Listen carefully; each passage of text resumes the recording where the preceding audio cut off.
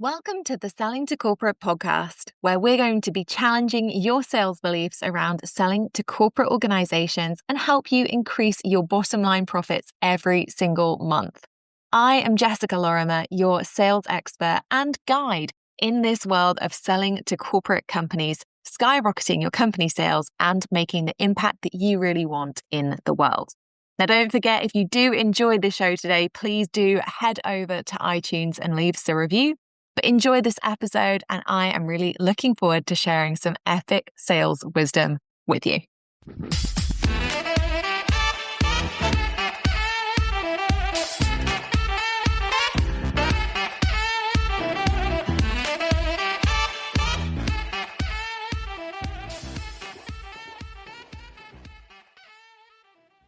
Happy December. And if you are listening to this on a festive dog walk or festive clean or any other festive job, then welcome, because if you are trying to hide from some of the noise and chaos of Christmas, so am I.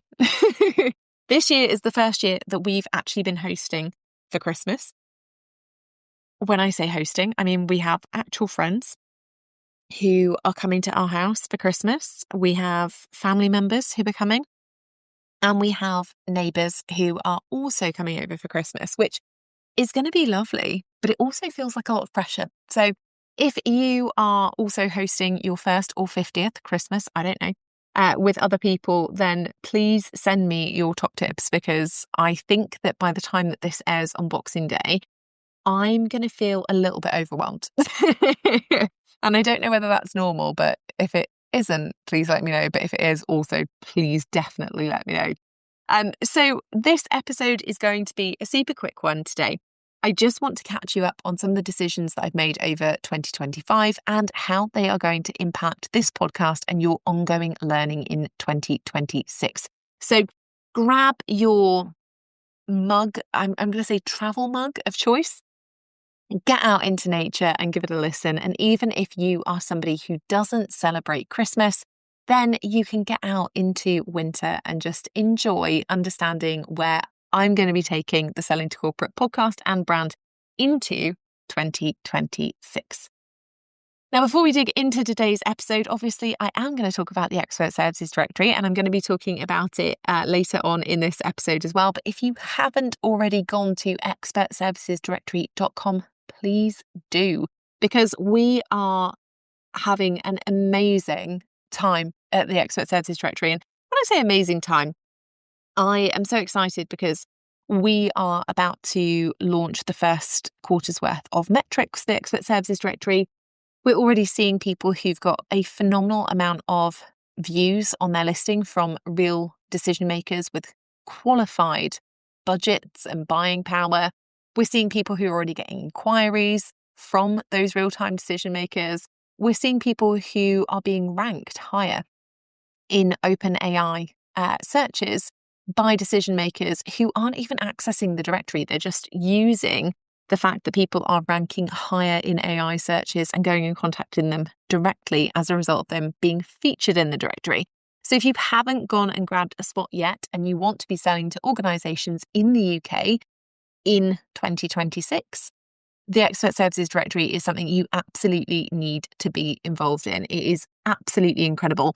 We've got a Christmas networking event later this week, which I'm super excited about, where we're helping people inside the directory to get to know other listees. I also don't know whether listees is a word, but it's the one that I'm using for directory participants. So we've got a networking event coming up for people who are listed on the directory so that they can get to know each other, other qualified providers for joint ventures, to make reciprocal introductions and referrals, and to benefit from being part of a really qualified network.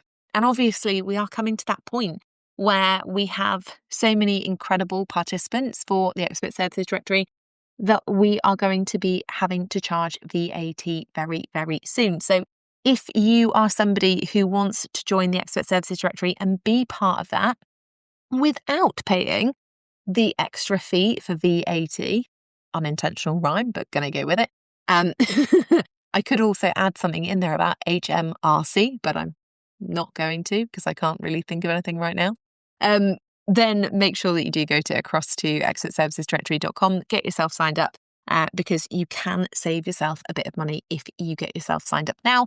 And obviously that gives you 12 months access to qualified inbound lead generation and proactive marketing by me about your area of specialism direct to decision makers around the UK. It is an exciting time and it is already seeing results for our listees. So if you're not in it, you're not listing, you are missing out on inbound lead generation. Okay, so let's get into the episode. And it is not usual for me. If you've been a listener for a while, you'll know it's not usual for me to essentially do an episode about me. It's not something that I think is particularly interesting, but I have had a lot of questions this year about some of the changes that I've made to my business, to the Selling to Corporate brand, and what that's going to mean moving forward for other things that we're doing. So I just wanted to give you the potted highlights, if you like. And obviously, if you do have any questions, always feel free to reach out. You've got my email address, jessica@jessicalorimer.com, or you can go across to LinkedIn and drop me a message there. I will say I'm going to be off until the 5th of January. So if you do email me, please note I won't respond until the 5th of January. Probably not until later that week, because if I get a lot of emails over that time, it might take me a little while to go through. But if you do have any questions, please always let me know and I will come back to you personally. So let's talk about a few of the changes that I've made then this year. And there are a few things that have impacted me both personally and professionally this year that I think have contributed to some of the big decisions that I've made.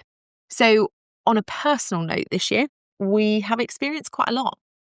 We moved house again. And I know that moving house is touted as one of the most stressful things that you can do in life. And again, I would say this is 4th move in 3 years. It is. It remains stressful, but this was what we feel is our forever move. So we have been so excited to get into our new house. It has not been without issues. It took us almost 6 months to buy. So if anyone else is sat in the house purchase process at the moment and you're waiting on searches and slow solicitors and other things, I feel you. Take a deep breath. It will all come right in the end, but it feels very, very difficult in the middle. And, I kicked off 2025 knowing that this was going to be a year where we would be really trying to make the move personally to buy a house in the area that we're now in and trying to find the right property and then actually get that over the line. That took way more energy and effort than I could have expected. I had completely forgotten what it was like to buy a property in the UK and how complex it was. And I'd also forgotten just how long everything takes. So I think, the first part of the year was quite stressful in that every decision that we thought we were making that would take place in the first quarter didn't happen. And we actually got given the keys to the house that we've bought and that we are so, so happy in middle of July. So it took a lot longer than we expected to go through. And again, I refer you to the endless amount of searches and just back and forth with solicitors that needed to happen. But it's worth it in the end, even if when we moved in, we discovered that our surveyor hadn't done the most amazing job with the property and that they'd missed vital problems that, we would need to repair or replace immediately. Things like needing our entire roof replaced, which is quite a large job. For anyone who's ever done that, you'll know the amount of time, energy, headspace, and just, I don't know, head scratching that roofs and new roofs take. They'd also missed other very, very key things. So this year has been a lot of DIY, learning to order the right size of things. I will refer you to a recent social media post I made about the fact that I accidentally ordered a 4-meter curtain pole instead of a 165 centimeter curtain pole. And if you're wondering, of course, the 4-meter one is still in my office. unused. I just haven't had time to return it yet. So on the house front, it has been busy, interesting, difficult, and all of the other adjectives in between. But overall is a joy, and we've been very, very fortunate. We actually moved in. So we've moved into a detached house, but we've got the most lovely neighbours either side.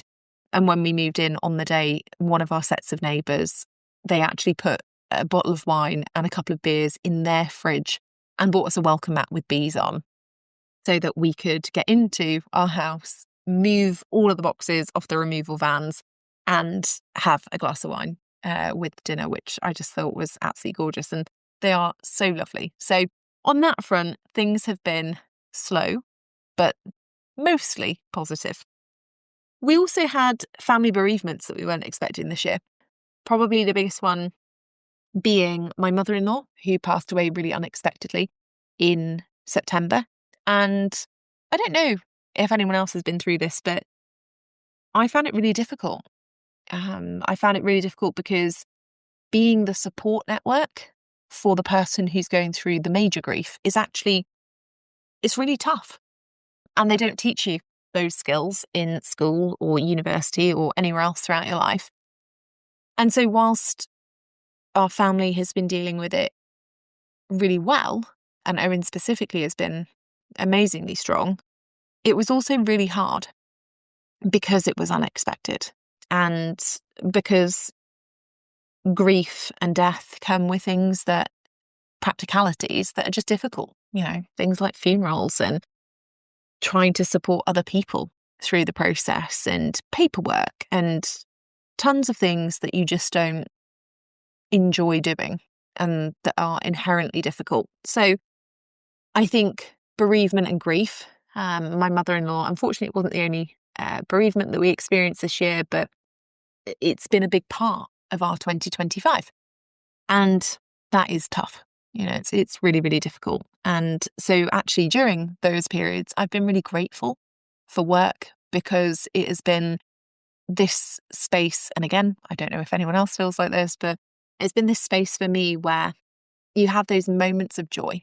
Because when you're on the grieving journey, it feels like everything is muted and that somehow the world should have stopped spinning, that other people's lives should have stopped in the same huge way that yours did. But obviously it doesn't. Everyone else's continues in the same way. And so for me, being able to work through those moments and around some of the deep practicalities and deeply difficult times that grief brings have brought moments of joy and those reminders that actually the world turning isn't a bad thing. And that for me has been something that I've been really grateful for over 2025. So even though the year has been punctuated by relatively heavy loss, it's also been a really good reminder that things keep going, even when you don't want them to. And sometimes that is the most frustrating dichotomy. But for me, being able to work around supporting my family has, like I say, it's brought those moments of hope and joy and the reminder that the world does keep spinning and that good things are on the horizon. We've also had interesting health challenges this year. At the time of recording this particular podcast episode, I have just got back from a hospital appointment because the doctors were concerned that I had a very specific and quite rare type of oral cancer. Luckily, I don't have that. And at the time of recording this episode, I feel incredibly grateful. Incredibly grateful for the NHS, incredibly grateful for the doctors who have seen me so speedily over the last 6 to 8 weeks. And I have to go in for further testing and monitoring next year. But the news as it stands are that I don't have a very specific and rare type of oral cancer. And for that, I'm incredibly grateful. I'm also incredibly grateful that my family and friends were there to support me during something that was really tough and not something that I necessarily expected at 36. But you know me, I like to be different. So in and amongst that and all of the things that have been playing in the backdrop of my year, I'm conscious that things have also been playing in the backdrop of other people's. And perhaps that's 25 more than any other year. When I've been working with clients this year and having one-to-one calls this year, running hot seats this year, talking to even corporate clients this year, it seems that everybody has had this really, I'm going to say grey 2025, that things have been tough. And part of me wishes that we could just zip 2025 up into a little box and progress into 2026. But part of me is also really, really proud of 2025 for everybody, not just for me, but for everybody who has made it through, because I don't think it's been an easy year, personally or professionally, for a lot of people. And I know that certainly on the professional front, I've worked this year incredibly hard. I have been incredibly consistent with my sales activity, not always my marketing activity, you all note, but certainly with my sales activity. And that means that, yet again, I've been able to not only run a business that I love and see people get results that they deserve, but also contribute to my team. And, there are people behind the Selling to Corporate brand that you don't see every day who work incredibly hard to help us get all of the learning that we possibly can to you.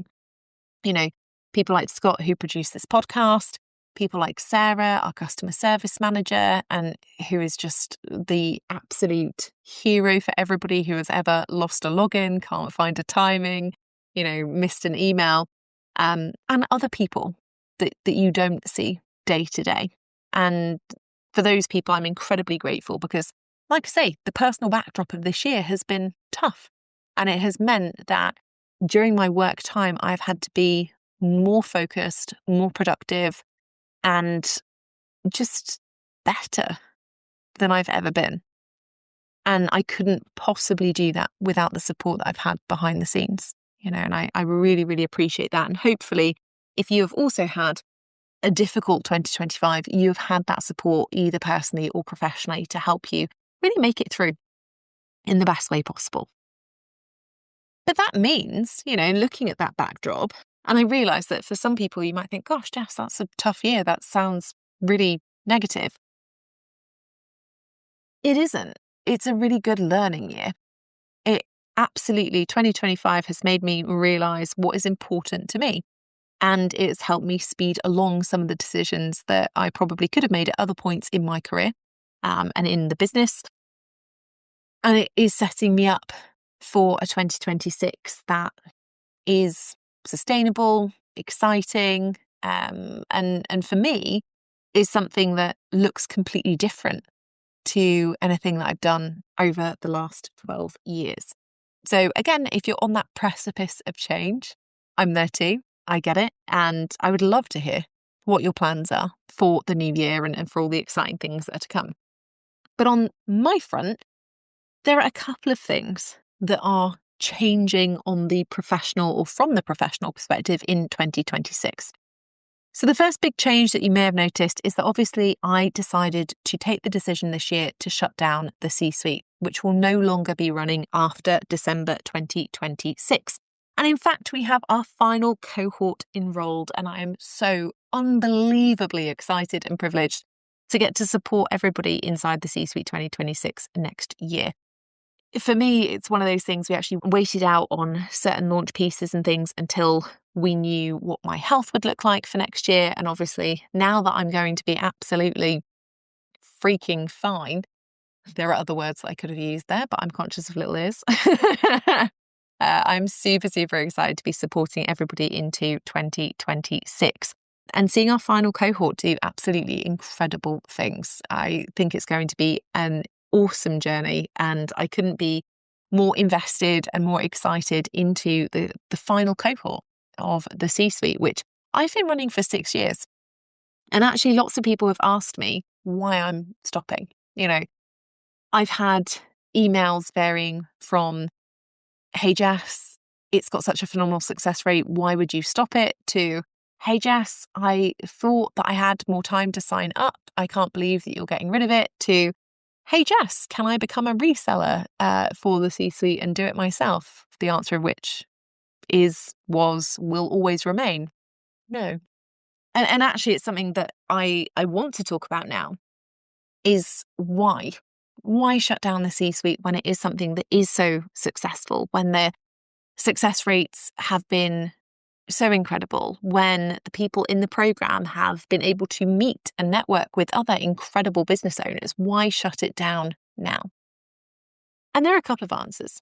One is that into next year, I have some really big work projects that need the time, headspace, capacity, and respect that the C-suite had when it started. Things like the Expert Services Directory, for example, that I mentioned earlier, and also like my corporate consulting work, which has grown exponentially this year and that has a lot of commitment next year. As somebody who has a chronic illness and who has had that for a fair amount of time, I have started to recognise that I'm not Superwoman. I can't, in fact, do everything. And so, for me, making a decision based on the amount of projects that needed my full time, capacity, headspace, and commitment was key for 2026. And that meant I was going to be able to dedicate that time, headspace, capacity, and commitment. You're going to hear those words a lot because that's all I've been talking to myself about this year, to the C-suite for one final cohort. And then, alongside things like the Expert Services Directory and my corporate consulting. And then I needed free space to be able to drive those projects to bigger levels, and give them the attention that they need. So for me, it was one of the main reasons was making sure that I had that time, headspace, capacity, and commitment for not only my responsibility to C-suite participants next year, making sure they got the right results, but also to my business over the next 5 years and where I want to take that. So that delicate balance was really, really important. The other reason, and I've talked about this a little bit on the podcast, perhaps not as much as I would have done if I was running a solely B2C business, but the other reason was plagiarism. We have had in the last 6 years vast amounts of plagiarism of my work. And in all honesty, when you are somebody who is focusing on training entrepreneurs because you believe that entrepreneurs absolutely should have a B2B revenue stream and that they should be able to compete with bigger agencies who are already selling to companies and seeing sustainable revenue that is high, huge transaction values, and all of the benefits that selling to corporates brings. When you are selling that to entrepreneurs to train them, but you're also selling it to organizations to train their sales teams, it's incredibly difficult when people plagiarize your work or copy your intellectual property. And there have been occasions over the last, I would say, 3 years where this has gotten out of control. My legal team actually laughed this year at the cost of money and time that had been spent on protecting our intellectual property. And that's really sad. It's endlessly frustrating, but it's also incredibly sad. And it's perhaps naively not what I expected when I decided to set up the C-suite 6 years ago. Because at that point in time, I was doing something that was so entirely different that the B2C guru market told me it wouldn't work. Nobody wants to learn how to sell to companies, Jess. Nobody's interested in that. Nobody wants to do B2B.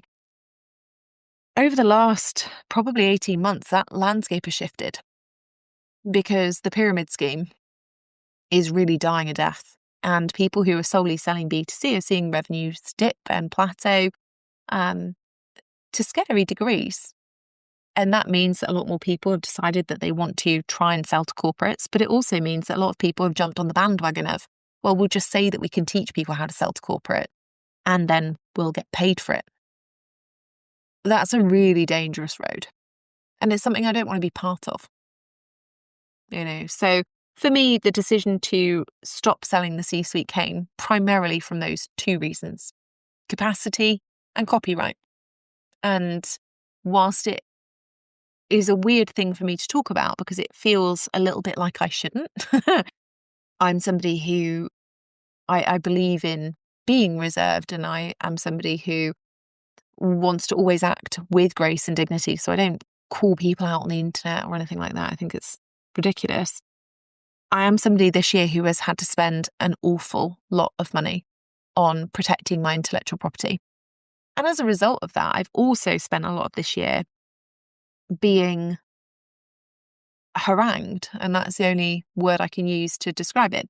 Harangued by people who don't like the fact that I have legally protected my intellectual property. And that's been really difficult because sometimes, it's people that you think, I respect these people. I don't want to be having this argument. I don't think it's necessary. And unfortunately, this year it has been. And so for me, capacity and copyright have been the biggest reasons that I've decided not to sell the C-suite in an ongoing fashion. And that does mean that I've also had to have some difficult conversations this year. Difficult conversations with people who had been granted lifetime access to the C-suite to remind them what their license to the C-suite includes. And also difficult conversations with people who messaged me and said, but Jess, I can't believe that you would ever think that I would, copy or resell or anything out of the C-suite. And I have had to say, I know that you wouldn't, but other people have. And that's a sucky conversation to have. However, it also means that it paves the way for better things moving forward. It means that the people who are inside the C-suite 2026 that I honestly remain unbelievably excited for are going to have the absolute best experience. It is the last time that I'll ever be running it. And there are so many exciting surprises that I have planned that I can't wait. I can't wait to see those people succeed. And it also isn't the end of my training career for entrepreneurs. And I think that's, again, one of the big decisions that I had to make this year was, if I'm getting rid of the C-suite, what does it mean for training people? And one of the interesting things about this year that I've realized is that I love doing things in person. I love training in person. There's something great about watching people have their breakthrough moment in person. It's not possible for me to do all the time, but it does mean that I'm going to be focusing on some of the incredible in-person events that we run. So things like the planning retreats that we've been running over the last couple of months, but also converting corporates in March. So if you are thinking about getting training around selling best practice B2B sales processes, then, come along to Converting Corporates, because those events are highlights. They're highlights of my year, and they're also great events, most importantly, for our participants who learn how to work independently, how to troubleshoot their sales process independently, how to apply sales process and strategies independently. And the key word there for all of that, obviously, is independently. That's what I love. And so into next year, you will see training opportunities come up from me, but those things will be limited. And I will say there will not be a version of the C-suite that comes out again, but there will be other training opportunities. So if you didn't jump in on the C-suite this time, and you're thinking, oh gosh, but I really do need some extra support selling to companies consistently and sustainably, drop me an email and we will make sure that you get the right details for other programs and training resources that we will be providing this year. But like I say, Converting Corporates is also coming up, and yeah, we've got a brand new venue. We've got even more epic food, and we've got some fabulous workshops coming up, which I'm just unbelievably excited for. So if you haven't been to Converting Corporates before, or you have, and you want to come again and take more learning than ever before, make sure you get yourself signed up for that and drop me an email and I can send you across the links. The other things professionally that have changed me this year, one, I've done a lot more corporate work, and it's actually been a joy, absolute joy for me. I know I talk about it a lot on the podcast, but the B2C market this year really changed. It probably changed about 18 months ago. I don't think it's bottomed out yet. I think 2026 is going to be really difficult for the business to consumer market. And I know that because I'm seeing it not only from the B2C coaching consulting market, who are talking to me about how launches have changed and how people are buying differently and the trust recession and all these kinds of things. I also see it in the companies that I work with, who in some cases also sell to consumers and who also talk about buying behaviors being different, because they're selling to individuals. And I've talked a lot on the podcast this year about the importance of having a B2B revenue stream that you prioritize and that you work on and that you focus consistently with your sales activities on. And this year I've done that, and it's been such a joy for me. And it's one of the reasons, again, that I have to look forward to 2027, which I can't believe I'm saying in 2025. But, it's one of the reasons I have to look forward to 2027 and think about how I want my work time to be weighted. And the two projects that I really want to take forward in 2027 are going to be my corporate consulting and the expert services directory. And those are the two things that are going to require my complete time, headspace, capacity, and commitment, which is, again, feeds into that decision around the C-suite ending. This year, I've been fortunate to work with corporate clients on some really exciting work. I've worked on some 6-month and 12-month retainers with corporate clients. I've delivered some really, really exciting keynote talks around sales. And I've also been privy to consulting for companies who are opening up new regions and who are doing really, really exciting things with their sales departments and teams. I've worked on projects for organizations who are recruiting new generations of salespeople. I've been able to deliver keynote talks around changing behaviors and perceptions for salespeople. I've been contributing to research on how AI is being used in the sales process. And I've been doing loads of other really interesting things in the margins. And that's really lit me up alongside the work that I do. And it's a funny discussion, isn't it? Because sometimes I think if I talk about it, people might feel like, well, I'm an entrepreneur, Jess. Maybe you're just not interested in working with me. And that's not the case.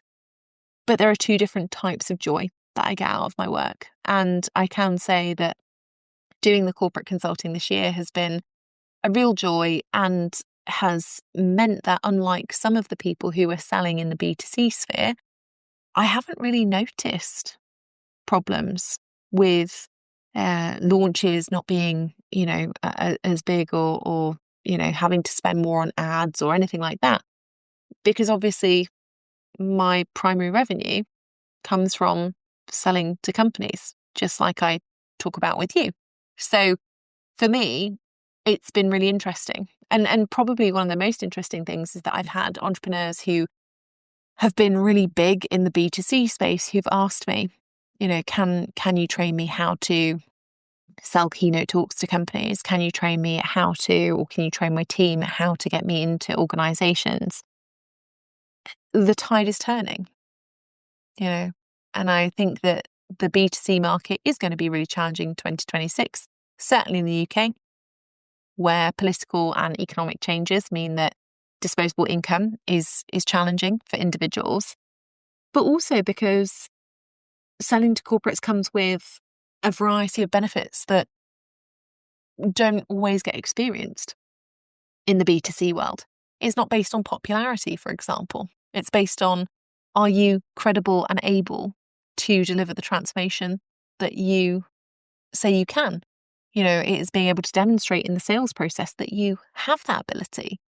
And those things are not easy to fake or falsify, you know, and the, I'm going to call it the sexy marketing, doesn't really work or appeal to companies and decision makers inside companies in the way that it can sometimes bamboozle and excite people in the B2C space, because they are looking directly for transformation, not for shiny branding and nothing underneath, you know? So for me, being able to focus on, in my final cohort of the C-suite 2026, being able to focus on the expert services directory and put more qualified providers in front of key decision makers inside organisations around the UK, and being able to focus on my corporate consulting work is just, it feels like a real joy and a real privilege, and I'm unbelievably excited about it.